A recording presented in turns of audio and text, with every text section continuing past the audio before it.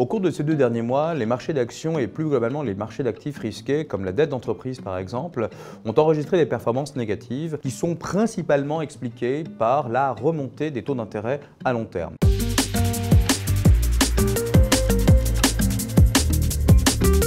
Alors cette remontée des taux d'intérêt à long terme est expliquée de différentes manières, mais ce qu'il convient de se poser comme question, c'est est-ce que cette remontée va durer dans le temps? Le premier point, c'est qu'on a observé au cours de ces dernières semaines notamment une agitation, une volatilité très forte, notamment sur les marchés obligataires, avec une baisse très marquée de ces taux d'intérêt à long terme, consécutive finalement à des déclarations de banquiers centraux, notamment Jérôme Powell, et consécutive également à la publication d'indicateurs un peu décevants sur le plan conjoncturel aux États-Unis. Néanmoins, on considère que cette exagération de marché, cette baisse extrêmement forte des taux d'intérêt,